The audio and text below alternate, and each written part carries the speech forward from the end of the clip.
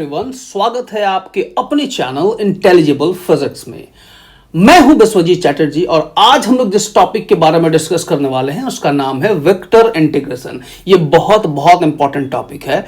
अभी हम लोग सिर्फ और सिर्फ उसके थ्योरी पार्ट के बारे में बात करेंगे। उसके बाद जब हम लोग न्यूमेरिकल का जो हमारा क्लास होगा, जो हमारा नेक्स्ट क्लास होगा, वो न्यूमेरिकल का क्लास होगा, वो बहुत इंटरेस्टिंग होगा, जिससे हमारा पूरा का पूरा वेक्टर इंटीग्रेशन क्लियर हो जाएगा। तो चलिए स्टार्ट करते हैं। हमारा टॉपिक लाइन इंटीग्रेशन से। बेसिकली एक बात बता दें कि जो वेक्टर इंटीग्रेशन है वो तीन पार्ट में डिवाइडेड है। वेक्टर इंटीग्रेशन तीन तरह से होता है। एक तो होता है लाइन इंटीग्रेशन, दूसरा होता है सरफेस इंटीग्रेशन और तीसरा होता है वॉल्यूम इंटीग्रेशन। ठीक है ना। तो तीनों के बारे में एक एक करके बात करेंगे, वो भी डिटेल में। तो चलिए शुरू करते हैं। तो लाइन इंटीग्रेशन के बारे में अगर हम बात करें तो सबसे पहले तो हमें एक वेक्टर क्वांटिटी को कंसीडर करना है। तो यहां पे हम जैसे लिखे हुए हैं कि let F vector which is a function of R be a vector. ठीक है ना। तो एफ हमारा एक वेक्टर क्वांटिटी है। उसके बाद वो एफ वेक्टर को हम अगर डिफाइन करें, वो किस तरह से लिखा जा सकता है। तो F vector will be equal to I cap F which is a function of xyz, j cap phi which is a function of again xyz, and k cap psi which is again a function of x, y and z. Clear. तो f vector को किस तरह से हम define कर सकते हैं वो आपके सामने है। इसके बाद अगर हम लाइन इंटीग्रेशन के बारे में बात करें तो लाइन इंटीग्रेशन के लिए हमको क्या आता है ना, कोई भी लाइन के पार्ट को हम इंटीग्रेट करेंगे। तो इंटीग्रेट करने के लिए बहुत छोटा पार्ट लेना होगा। तो वो छोटा पार्ट का जो dr पार्ट है उसको कुछ हम इस तरह से रिप्रेजेंट कर सकते हैं, क्योंकि इंटीग्रेट किसको करते हैं, बहुत छोटे छोटे पार्ट को इंटीग्रेट करते हैं ना। तो यहां पे dr जो आपको दिख रहा है वो i dx plus j dy plus k dz के बराबर है। ठीक है ना। तो इसके बाद अगर हम लाइन इंटीग्रल का बात करें तो लाइन इंटीग्रल एग्जैक्टली है क्या हमारा, तो ये हो जाएगा f dot D R, F vector dot D R vector. इसका जो रिजल्ट आएगा वो F D X plus phi D Y plus psi D Z. कैसे? एफ के साथ आई कैप मल्टीप्लाइड था, ठीक है ना, फाई के साथ जी कैप मल्टीप्लाइड था, साई के साथ के कैप मल्टीप्लाइड था। एक्स वाई जेड को अपने कन्वीनियंस के लिए हम नहीं लिख रहे हैं। ठीक है ना। तो एफ जाएगा मल्टीप्लाई होगा इसके साथ, तो एफ डी एक्स देखो हो गया F D X, phi D Y psi DZ psi DZ. Clear है। तो डॉट प्रोडक्ट को किस तरह से हम लोग लाइन इंटीग्रल में कन्वर्ट किए, ये उम्मीद करते हैं आपको क्लियर हो गया होगा। अब बात करते हैं फिजिकल इंटरप्रिटेशन के बारे में। तो फिजिकल इंटरप्रिटेशन को ना हम लोग वर्क डन से समझते हैं। तो जैसे कि मान लेते हैं कि हमारे पास एक कंजर्वेटिव फील्ड है। मान लो उस कंजर्वेटिव फील्ड को अगर हम ए बोलते हैं, ए हमारा एक कंजर्वेटिव फील्ड है जिसमें पार्टिकल को मूव करा रहे हैं पी से क्यू तक। कहां से कहां तक मूव कराएंगे? पी से क्यू तक। अब अगर हमारे पास कंजर्वेटिव फील्ड है जिसमें हम पार्टिकल को पी से क्यू तक मूव करा रहे हैं तो फोर्स तो लगाना पड़ेगा ना। तो वो फोर्स लगाते हुए अगर हम कंजर्वेटिव फील्ड में मूव करा रहे हैं तो हमारे पास डी आर डिस्टेंस, छोटे छोटे डिस्टेंस है, वो हमारा होकर के पास होगा। ठीक है ना। तो वर्क डन जो होगा तो एफ डॉट डी आर होगा, स्मॉल वर्क डन, उसी को इंटीग्रेट करेंगे तो that will be the line integration. ठीक है ना। तो यहां पे जो वर्क डन का रिजल्ट आया है पी से क्यू तक के लिए, किसके लिए? पी से क्यू तक के लिए। तो पी से क्यू तक का जो रिजल्ट होगा वो एफ डॉट डी आर होगा। और पी से क्यू तक का जो हमारा फाइनल रिजल्ट के बारे में बात करेंगे वो हमारा क्या होगा? Gradient of phi dot D R. Basically ये जो हमारा फोर्स है, ठीक है ना, तो फोर्स को हम लोग एक gradient of any scalar field के बारे में बात कर सकते हैं। ये हमारा स्केलर पार्ट है, ठीक है ना, स्केलर पोटेंशियल है। ठीक है ना। तो gradient of this potential, phi is our potential, तो पोटेंशियल के साथ डॉट प्रोडक्ट करेंगे, gradient of potential dot D R. ये हमारा रिजल्ट जो देने वाला है वो हमारा डी फाई के टर्म्स में होगा। तो ये जो हमारा एफ डॉट डी आर आया है ये हमारा फाइनल रिजल्ट है। और ये जो पार्ट है ये इंडिपेंडेंट ऑफ पाथ होने वाला है। ये तो आपको पता होना चाहिए, क्योंकि यहां पे पोटेंशियल की बात हो रही है तो ये क्या है हमारा? Independent of path. क्यू का बात हो रहा है, पी का बात हो रहा है, पी से क्यू का कैसा पाथ है उससे हमको मतलब नहीं है। That's why this is a conservative field. इसीलिए हम लोग क्या बोले हैं? Independent of path. ये था हमारा physical interpretation of line integration. ठीक है ना। तो लाइन इंटीग्रेशन को वर्क डन के टर्म्स में हम लोग समझ लिए। अब बात करते हैं सरफेस इंटीग्रेशन क्या है हमारा। तो चलिए एक बार देख लेते हैं कि हमारा सरफेस इंटीग्रेशन क्या है। अगर हम सरफेस इंटीग्रल का बात करें तो यहां पे एक चीज आपको क्लियरली दिख रहा है कि यहां पे आपको दिख क्या रहा होगा, एक एरिया दिख रहा होगा, एक सरफेस दिख रहा होगा। उस सरफेस में एक छोटा सा सरफेस हम कंसीडर किए हैं, दैट इज ds। और इस ds का जो नॉर्मल है, डायरेक्शन है, वो एन कैप ऊपर की तरफ है और एक वेक्टर है ए वेक्टर कुछ इस तरह से है। अब सरफेस इंटीग्रल यानी कि इस केस में हम लोग ना फ्लक्स को समझे तो ज्यादा बेटर होता है। हम लोग सरफेस इंटीग्रल के केस में हम लोग बेसिकली फ्लक्स के बारे में ही बात करते हैं, चाहे वो फ्लक्स पानी किसी पाइप से या फिर किसी एरिया से पास हो रहा हो या फिर कोई फील्ड किसी पार्टिकुलर एरिया से पास हो रहा हो। तो वहां पे हम लोग इन सारी चीजों जगह पे हम लोग सरफेस इंटीग्रल का ही यूज करते हैं, क्योंकि वहां पे एरिया का बात होता है। तो जब भी एरिया का बात हो तो सरफेस इंटीग्रल। चलिए आगे बात करते हैं। तो let A be a vector function and S be the given surface, this is the S which is the given surface. Surface integral of a vector function A vector over the surface S is, इसको किस तरह से लिखा जाएगा। Basically मान लेते हैं अगर इसका अगर हम बात करें तो बहुत छोटा छोटा छोटा छोटा एरिया का मिल करके हमारा ये पूरा एरिया बना होगा। तो समेशन ऑफ एरिया भी हम लोग लिख सकते हैं, ठीक है ना, छोटा छोटा एरिया को ऐड करेंगे। लेकिन हालांकि हर एक एरिया हमारा कंटिन्यूअसली डिस्ट्रीब्यूटेड है तो हम लोग इंटीग्रेशन का यूज करते हैं। तो यहां पे देखो, यहां पे हम लोग ए डॉट एन कैप की बात कर रहे हैं। ए डॉट एन कैप हमारा इसका एरिया को बताएगा, छोटा सा एरिया को बताएगा। उसमें हम समेशन लगा देंगे तो पूरा एरिया निकल जाएगा। समेशन इसलिए नहीं लगाएंगे क्योंकि हमारा पूरा एरिया क्या है, कंटिन्यूअस है, और कंटिन्यूअस के लिए हम लोग क्या लगाते हैं, इंटीग्रल। तो इंटीग्रेशन, अब यहां पे डबल इंटीग्रेशन लगा दिए। अब ये समस्या आ गया, लाइन इंटीग्रेशन में सिंगल इंटीग्रेशन था और सरफेस इंटीग्रल में डबल इंटीग्रेशन आ गया। अब ये तो समस्या है।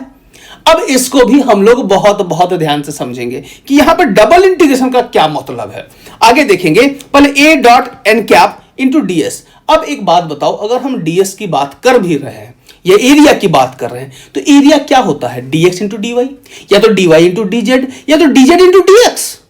किसी भी सरफेस के बारे में बात करेंगे तो दो छोटा छोटा जो हमारा एरिया होगा, लेंथ होगा, उसका प्रोडक्ट करेंगे तभी तो हमारा एरिया निकलेगा, लेंथ इंटू ब्रेथ। तो वहां पे dx भी है और dy भी है। तो dx को इंटीग्रेट करने के लिए एक इंटीग्रल और dy को इंटीग्रेट करने के लिए दूसरा integral. That's why surface integral में हमारा दो इंटीग्रेशन का साइन होता है, ठीक है। तो चलो इसको थोड़ा और डिटेल में अच्छे से समझे तो ज्यादा बेटर समझ में आएगा। जैसे कि अगर हम यहां पे बात करें फ्लक्स के बारे में, तो ये हमारा किसको बता रहा है, फ्लक्स को बता रहा है। तो surface integral of A dot N cap ds होता है, ये हमारा फ्लक्स है। अब ये फ्लक्स को कैसे समझे, तो यहां पे where A vector represents the velocity of liquid, हम बात किए ना अभी कि फ्लक्स हमारा लिक्विड का भी हो सकता है। ए हमारा क्या है, वेलोसिटी ऑफ लिक्विड को रिप्रेजेंट कर रहा है किसी पार्टिकुलर डायरेक्शन में, ठीक है ना। तो उसके अकॉर्डिंग हमारा जो लिक्विड का जो फ्लक्स होगा वो हमारा इस तरह से कैलकुलेट हो जाएगा, ठीक है। क्योंकि हालांकि हम किसके बारे में बात कर रहे हैं, सरफेस इंटीग्रल, ठीक है। अब जो बात करेंगे ये बहुत इंटरेस्टिंग है। अगर हमारा ये सरफेस इंटीग्रल का वैल्यू 0 हो जाए तो क्या, अगर इसका वैल्यू 0 होता है तो इस चीज को हम लोग बोलते हैं कि जो हमारा वेक्टर ए है वो सोलेनॉइडल है। वो क्या है, हमारा सोलेनॉइडल पॉइंट फंक्शन हो जाएगा, ठीक है। इसका मतलब फ्लक्स हमारा 0 हो गया। फ्लक्स क्या हो गया, 0 हो गया। फ्लक्स 0 होने का मतलब ही है कि जो हमारा वेक्टर है वो क्या है, हमारा सोलेनॉइडल वेक्टर पॉइंट फंक्शन। अगर कभी भी अगर ए वेक्टर या फिर कोई vector solenoidal vector point function होता है तो उसका फ्लक्स हमेशा 0 होगा। इस बात को आपको यहां पे ध्यान देना है अकॉर्डिंग टू सरफेस इंटीग्रल। ये था हमारा सरफेस इंटीग्रल। लाइन इंटीग्रल बात कर लिए, सरफेस इंटीग्रल बात कर लिए। अब जो तीसरा आएगा that will be volume integral. अगर अच्छा एक मिनट, वॉल्यूम इंटीग्रल के बारे में बात करने से पहले, अच्छा पहले बार तो हम लोग फिजिकल इंटरप्रिटेशन का बात किए ना, किसका बात किए, हम लोग लाइन इंटीग्रल का बात किए। तो अभी हम लोग बात करेंगे सरफेस इंटीग्रल का फिजिकल इंटरप्रिटेशन, उसके बाद फिर वॉल्यूम में चलते हैं, ठीक है ना। तो अभी इसके लिए हम सॉरी बोलेंगे कि हम लोग वॉल्यूम का बात किए, लेकिन अभी हम लोग पहले थोड़ा सा फिजिकल इंटरप्रिटेशन देख लेते हैं। तो फिजिकल इंटरप्रिटेशन के बारे में यहां पे बात करें तो if the surface of integration S is not parallel to any one of the coordinate planes X Y plane, Y Z plane and X Z plane, then we have to draw the projection of the surface element ds। तो ds के along एक projection बनाते हैं, ठीक है, एक projection लेते हैं। जैसे कि बोला क्या गया है, सेंटेंस का मीनिंग बता देते हैं। अगर कोई सरफेस इंटीग्रल एस है जो कि पैरेलल नहीं है किसी भी कोऑर्डिनेट प्लेन के, होता ही है कि बहुत सारा ऐसा सरफेस होगा जो कि एक्स वाई के पैरेलल नहीं होगा, वाई जेड के पैरेलल नहीं होगा, जेड एक्स के पैरेलल नहीं होगा। तो जब पैरेलल नहीं होता है तो हमको एक प्रोजेक्शन ड्रॉ करना पड़ता है। उस प्रोजेक्शन का जो डायरेक्शन होगा उसको कैसे निकालना है उसके बारे में भी बात करते हैं। तो मान लेते हैं कि हमको अगर प्रोजेक्शन एक्स वाई प्लेन में निकालना है, कहां निकालना है, एक्स वाई प्लेन में। तो projection in X Y plane का जो हमारा फॉर्मूला होगा वो integration of A dot DS तो लिखेंगे ही लिखेंगे, और यहां पे एक्स वाई प्लेन है तो एक्स वाई प्लेन लिख दिए, और A dot N cap as it is लिखेंगे। हालांकि यहां पे डीएस है और एक्स वाई प्लेन है तो डीएक्स इंटू डीवाई लिख लेंगे, और डीएक्स इंटू डीवाई के बाद डिवाइड करके एन कैप के साथ के कैप का डॉट प्रोडक्ट करेंगे। किसका करेंगे, के कैप का डॉट प्रोडक्ट। क्यों, क्योंकि यहां पे एक्स है, वाई है, छूट जेड रहा है तो जेड का यूनिट वेक्टर के होता है, इसलिए के कैप से हम लोग यहां डॉट प्रोडक्ट कर लिए। Is it clear? प्रोजेक्शन किस तरह से निकालते हैं समझ में आया? फिर से बताते एक बार। यहां पे हम लोग क्या किए, हम लोग सरफेस इंटीग्रल लिए, ठीक है, ए डॉट डीएस किए, ये तो एज इट इज हम लोग जानते हैं, लिख लिए। अगर हम एक्स वाई प्लेन का प्रोजेक्शन निकाले तो एक्स वाई प्लेन का प्रोजेक्शन किसके टर्म्स में निकालेंगे, एक्स वाई प्लेन का प्रोजेक्शन हम लोग जेड एक्सिस से निकालेंगे, ठीक है ना। तो इसीलिए हम लोग जेड एक्सिस को नीचे में एन कैप से क्या करते हैं, डॉट प्रोडक्ट कर दिए, ठीक है ना, ताकि वो हमारा बेस बन जाए, जिस कारण से हमको यहां पे समझने में किसी तरह का दिक्कत ना हो। तो हमको एन कैप डॉट के कैप नीचे में डिवाइड करना पड़ेगा डीएक्स इंटू डीवाई में, ठीक है, तब जाकर के projection in X Y plane निकलेगा। ठीक इसी तरह से हम लोग समझते हैं ना कि अगर वाईजेड प्लेन में होगा तो क्या होगा। चलो अब खुद से बताओ क्या होगा। तो यहां पे देखो A dot D S vector लिख दिए, A vector dot D S vector लिख लिए। अब यहां पे यहां पे एक चीज आपको यहां पे ध्यान देना है, यहां पे भी हम लोग एक्स वाई लिख दिए, यहां पे एक्स वाई नहीं होगा, इसके जगह पे हमको वाई जेड लिखना है। क्या लिखना है, वाई जेड, इसको ध्यान देना है, ठीक है ना। जब यहां पे वाई जेड होगा तो यहां पे क्या हो जाएगा, देखो तो ए डॉट एन कैप है तो यहां पे डी वाई डी जेड होगा, और नीचे में जो डिवाइड होगा तो ये हम लोग एक्स एक्सिस से देखेंगे इसका प्रोजेक्शन, तो N cap dot I cap हो जाएगा। क्योंकि वाईजेड प्लेन है तो वाईजेड प्लेन को कहां से हम लोग मेजर करेंगे, एक्स एक्सिस से मेजर करेंगे, तो जहां से मेजर किया जाता है तो वहां पे डिवाइड हो जाएगा N cap dot I cap. Clear? ठीक उसी तरह से यहां पे बात करेंगे एक्स जेड प्लेन के बारे में। तो ये एक्स जेड प्लेन में यहां पे भी हमने वही एक्स वाई ही लिख दिया है, तो यहां भी हमारा क्या हो जाएगा, एक्स जेड हो जाएगा ये। तो जब हम एक्स जेड प्लेन की बात कर रहे हैं तो यहां पे देखो वही चीज है, dx इंटू डी जेड है, बस नीचे में x और z है तो यहां पे y छूट रहा है तो n cap dot j cap कर दिए, क्योंकि y का जो हमारा यूनिट वेक्टर होता है वो j कैप होता है। तो उम्मीद करते हैं कि प्रोजेक्शन किस तरह से निकाला जाता है यूजिंग सरफेस इंटीग्रल, ये आपको क्लियर हो गया होगा। किसी भी प्लेन का जो प्रोजेक्शन निकाला कैसे जाता है ये आपको समझ में आ गया होगा। ये बहुत बहुत काम आने वाला है, हम बार बार बता रहे हैं, इसको हल्के में मत लीजिएगा, बहुत इंपॉर्टेंट मैथमेटिक्स है ये पार्ट, ठीक है ना। तो चलो थोड़ा आगे बढ़ते हैं, वॉल्यूम इंटीग्रल का बात कर रहे थे, आ गया वॉल्यूम इंटीग्रल। वॉल्यूम इंटीग्रल है क्या एग्जैक्टली समझते हैं। चलिए जब हम वॉल्यूम इंटीग्रल का बात करते हैं तो हम लोग कंसिडर करते हैं कि हमारा वेक्टर है एफ वेक्टर और एक सरफेस है जो कि एनक्लोज्ड है किसी एक रीजन ई में। अब जिस किसी रीजन में सरफेस अगर ई रीजन है ई उसमें एनक्लोज्ड है मतलब वहां पे वॉल्यूम की बात होगी। सरफेस एनक्लोज्ड है मतलब कोई वॉल्यूम का बात हो रहा है ना, बात समझ रहे हैं। तो अब यहां पे हम लोग क्या करते हैं, the volume integral of F R over E, क्योंकि ई क्या है, जो रीजन है वॉल्यूम है, तो ई के बारे में बात करेंगे, उसको किस तरह से लिखा जाएगा तो चलो देखते हैं। तो इसको एफ डीवी लिखेंगे, एफ वेक्टर डीवी लिखेंगे, और एफ को कैसे डिफाइन किया था हमको पहले ही पता है, एफ फाई और साई के टर्म्स में कैसे लिखते थे, उसी वैल्यू को यहां पे इस तरह से हम लोग लिख दिए। देखो एफ वेक्टर को एफ फाई और साई के टर्म्स में लिख दिए।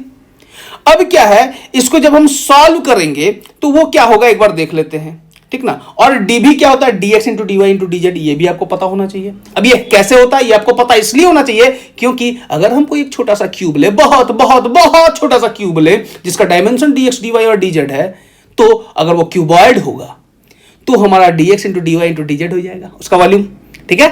और क्यूब भी हुआ तो dx into D Y into D Z ही होगा, छोटा सा, बहुत बहुत बहुत छोटा का अगर बात करें तो ये हमारा dv निकल गया। Is it clear?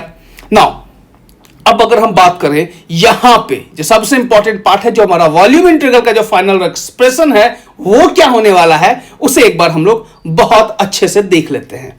तो यहां पे जो एफ डीवी का बात करेंगे तो डीवी हमारा डीएक्स वाई डीजेड है, dx dy dz है, तो इसीलिए ट्रिपल इंटीग्रल यूज किए हैं। वहां पे डबल इंटीग्रल था और वॉल्यूम में ट्रिपल इंटीग्रल यूज हो रहा है। क्यों? क्योंकि हमारे पास वॉल्यूम में वेरिएबल 3 है, dx भी है, dy भी है, dz भी है।